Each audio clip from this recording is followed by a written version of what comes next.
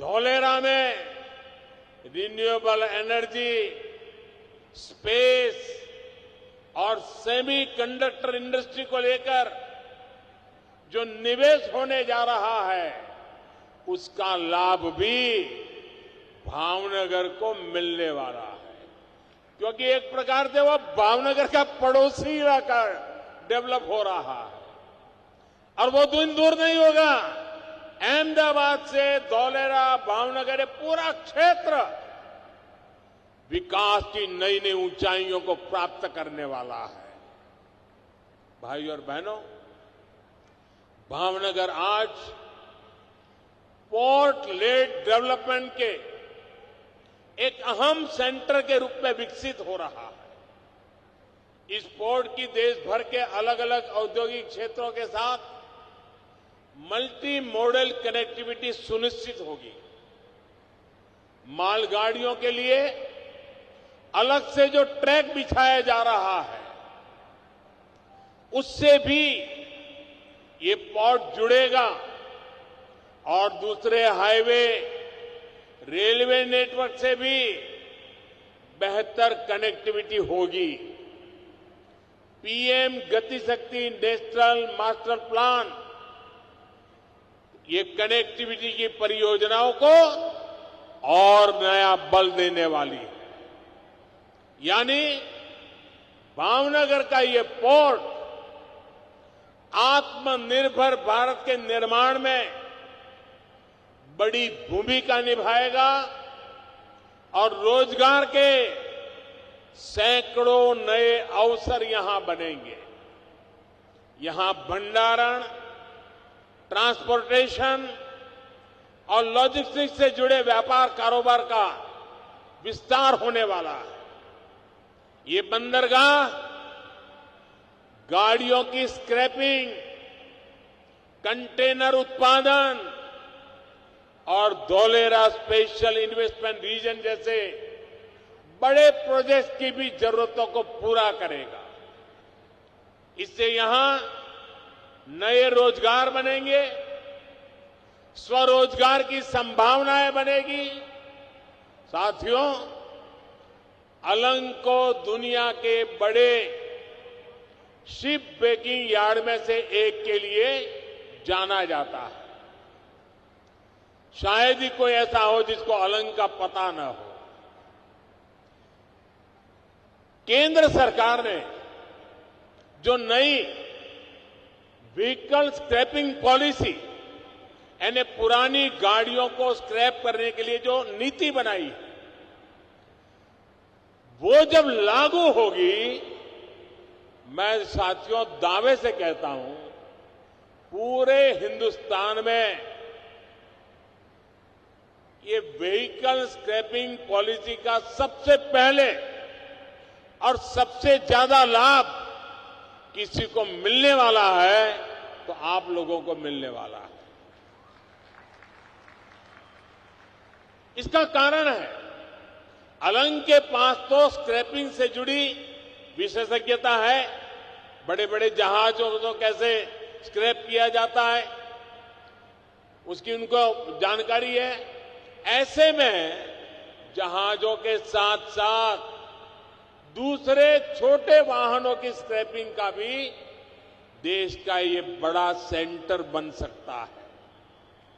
भावनगर के मेरे होनहार उद्यमियों को मुझे ये याद दिलाने की जरूरत नहीं है कि वो विदेशों से भी ये छोटी छोटी गाड़ियां लाकर उन्हें यहां स्क्रैप करने का काम भी शुरू कर देंगे। साथियों, यहां जहाजों को तोड़कर जो लोहा निकलता है, अभी तक कंस्ट्रक्शन सेक्टर में उसका बड़ा उपयोग होता है। हाल ही में हमने देखा है कि कंटेनरों के लिए किसी एक ही देश पर अति निर्भरता से कितना बड़ा संकट खड़ा हो सकता है। भावनगर के लिए ये भी एक नया अवसर है और बड़ा अवसर है। एक तरफ वैश्विक व्यापार में भारत की हिस्सेदारी बढ़ रही है और दूसरी तरफ दुनिया भी कंटेनर्स के मामले में भरोसेमंद सप्लायर की तलाश में है। पूरी दुनिया को लाखों कंटेनर की जरूरत है। भावनगर में बनने वाले कंटेनर आत्मनिर्भर भारत को भी ऊर्जा देंगे और यहां रोजगार के अनेक अवसर भी बनाएंगे। साथियों, जब मन में लोगों की सेवा का भाव हो, परिवर्तन लाने की इच्छा शक्ति हो, तो बड़े से बड़े लक्ष्य को पाना संभव होता है। सूरत से भावनगर आने जाने वाली गाड़ियों की क्या स्थिति होती थी, ये आप लोग अच्छी तरह जानते हैं। घंटों का सफर, सड़क हादसे, पेट्रोल डीजल का खर्चा, कितनी सारी मुश्किलें थी। अब जीवन पर संकट भी कम हुआ, किराए भाड़े का पैसा और समय भी बच रहा है। तमाम अड़चनों के बावजूद हमने गोगा दहेज फेरी शुरू करके दिखाई, इस सपने को पूरा किया। गोगा हजीरा रोरो फेरी सर्विस से सौराष्ट्र और सूरत की दूरी लगभग 400 किलोमीटर से घट करके 100 किलोमीटर से भी कम हो गई। बहुत ही कम समय में इस सेवा से लगभग 3 लाख यात्री सफर कर चुके हैं। 80,000 से अधिक गाड़ियों को यहां से वहां पहुंचाया गया है और इसी साल अब तक 40 लाख लीटर से अधिक पेट्रोल डीजल की बचत हुई है। मतलब उतने पैसे आप लोगों की जेब में बचे हैं। आज से तो इस रूट पर बड़े जहाजों के लिए भी रास्ता साफ हुआ है। साथियों, आप समझ सकते हैं ये कितनी बड़ी सेवा इस क्षेत्र के सामान्य जनों, किसानों और व्यापारियों की हुई है।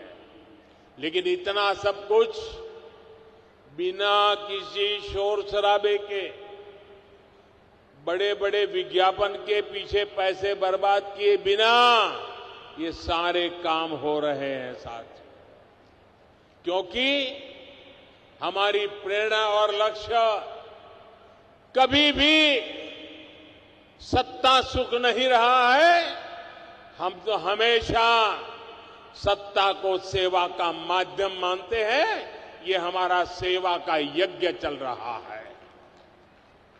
इसी सेवा भाव के कारण ही इतना प्यार, इतना आशीर्वाद निरंतर बढ़ता ही चला जा रहा है, बढ़ता ही चला जा रहा है। साथियों, हमारे प्रयासों से इस क्षेत्र में सिर्फ आना जाना, ट्रांसपोर्टेशन ही नहीं, उतनी ही सुविधा हुई ऐसा नहीं, लेकिन टूरिज्म को भी बढ़ावा मिला है। अपनी समुद्री विरासत को सहेज कर उसको पर्यटन की ताकत बनाने पर गुजरात के तटीय क्षेत्रों में अभूतपूर्व काम हो रहा है। लोथल में बनने वाला मैरीटाइम म्यूजियम शायद आप में से बहुत कम लोगों को मालूम होगा। लोथल में दुनिया में नाम कमा सके ऐसा मैरीटाइम म्यूजियम बन रहा है। जैसे स्टैच्यू ऑफ यूनिटी उससे एक पहचान बनाई है, ये लोथल का मैरीटाइम म्यूजियम भी बनाएगा। क्योंकि हमारे लिए गर्व की बात है, दुनिया का सबसे पुराना बंदरगाह लोथल ये हमारी गुजरात की धरती पर है, ये हमारे भावनगर के किनारे पर है। लोथल हमारी विरासत का एक महत्वपूर्ण केंद्र रहा है, जिसको पूरी दुनिया के पर्यटन नक्शे पर लाने के लिए बहुत परिश्रम किया जा रहा है। लोथल के साथ वेलावदर नेशनल पार्क में इको टूरिज्म से जुड़े सर्किट का लाभ भी भावनगर को होने वाला है। विशेष रूप से छोटे छोटे जो बिजनेसमैन है, छोटे छोटे कारोबारी है, व्यापारी है, उनको विशेष लाभ होने वाला है। भाइयों और बहनों, सौराष्ट्र में किसानों और मछुआरों दोनों के जीवन में पिछले 2 दशकों में बहुत बड़ा बदलाव आया है। एक समय था जब जानकारी के अभाव में अक्सर मछुआरों का जीवन खतरे में पड़ जाता था। जब मैं यहां मुख्यमंत्री था तब मछुआरों को एक लाल रंग की बास्केट दी गई थी जिसमें अलग अलग बटन लगे थे। दुर्घटना की स्थिति में बटन दबाने पर कोस्ट गार्ड के ऑफिस में सीधा अलर्ट पहुंच जाता था, जिससे तुरंत सहायता पहुंचाना संभव हो पाता था। इसी भावना को 2014 के बाद पूरे देश के लिए हमने विस्तार किया है। मछुआरों की नावों को आधुनिक बनाने के लिए सब्सिडी दी। किसानों की तरह ही मछुआरों को किसान क्रेडिट कार्ड दिए। साथियों, आज मुझे बहुत संतोष होता है जब सौनी योजना से हो रहे बदलाव को मैं देखता हूं। मुझे याद है, मैंने जब सौनी योजना की बात कही थी तो हमारे सौराष्ट्र में मैंने राजकोट में आकर के इसकी शुरुआत की थी। सारे मीडिया वालों ने लिखा था कि देखो, चुनाव आया इसलिए मोदी जी ने घोषणा कर दी, चुनाव जाएगा भूल जाएंगे। लेकिन मैंने सबको गलत सिद्ध कर दिया। आज सौनी योजना नर्मदा मैया को लेकर के उसे जहां जहां पहुंचाने का संकल्प किया था, तेज गति से पहुंच रही है। भाइयों, हम वतन के पक्के लोग हैं, हम समाज के लिए जीने वाले लोग हैं। साथियों, इस सौनी परियोजना का इसका एक हिस्से का लोकार्पण आज होता है और दूसरे हिस्से पर काम शुरू होता है। हम काम रुकने नहीं देते। आज भी जिस हिस्से का लोकार्पण हुआ है उससे भावनगर और अमरेली जिले के अनेक डैम तक पानी पहुंच रहा है। इसे भावनगर के गारियाधार, जेसर और महुआ तालुका और अमरेली जिले के राजूला और खांबा तालुका अनेक गांवों के किसानों को लाभ होने वाला है।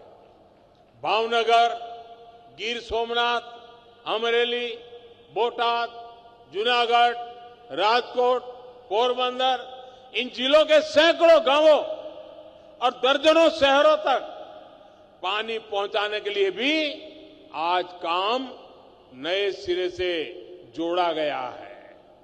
भाइयों और बहनों, अभाव को दूर करना और जो विकास में पीछे छूट गया उसका हाथ पकड़कर आगे ले जाना, ये डबल इंजन सरकार की प्रतिबद्धता है। गरीब से गरीब को जब साधन मिलते हैं, जब सरकार उनको संसाधन देती है, तो वो अपनी तकदीर बदलने में जुट जाता है। वो दिन रात मेहनत करता है और गरीबी से लड़ाई लड़के गरीबी को परास्त करता है। गुजरात में हम अक्सर गरीब कल्याण मेले का आयोजन करते थे।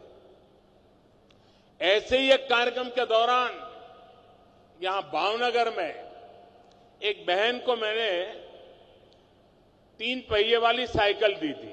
दिव्यांग बहन थी। तो उसने मुझे क्या कहा, अब देखिए मिजाज देखिए भावनगर के लोगों का, गुजरातों का स्पिरिट देखिए। मुझे बराबर याद है, उस बहन ने कहा कि मुझे तो साइकिल चलाना आता नहीं है, मुझे तो इलेक्ट्रिक ट्राइसिकल दीजिए।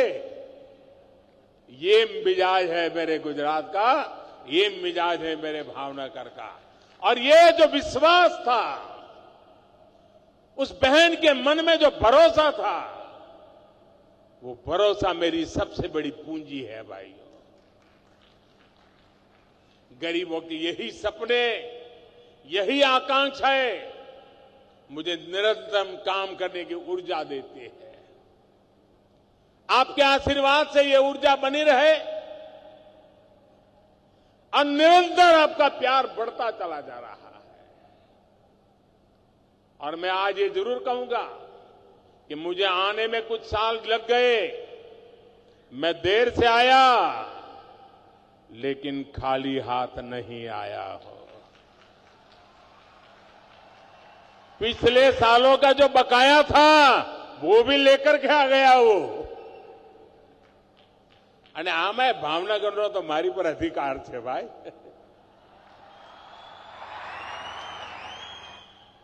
તમે ભાવનગર આવો અને નરસિંહ બાબાના ગાંઠિયા, દાસના પેડા, અને જ્યારે ગાંઠિયા યાદ કરું એટલે મને મારા હરિસિંહ દાદા યાદ આવે।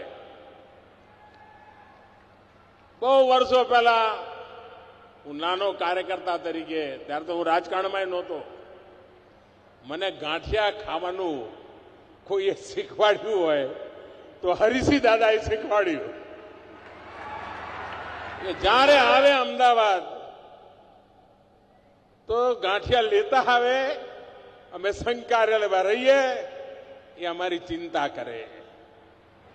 अने आजे ज्यारे भावनगर आवुं ત્યારે નવરાત્રીનું વ્રત ચાલે એટલે હમણાં તો બધું નકાબું, પણ છતાંય ભાવનગરના ગાંઠિયા દેશ અને દુનિયામાં વખણાય। આ નાની સૂની વાત નથી દોસ્તો, આ ભાવનગરની તાકાત છે।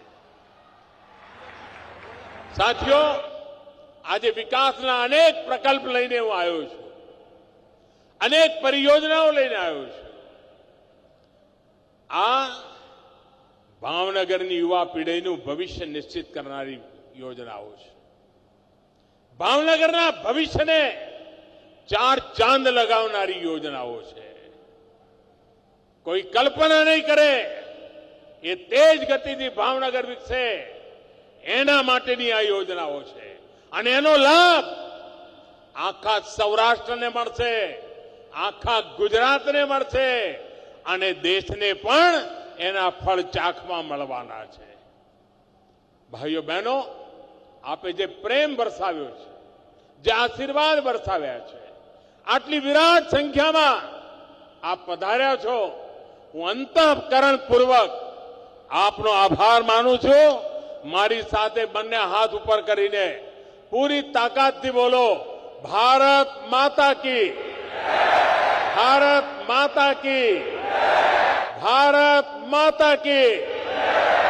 बहुत बहुत धन्यवाद।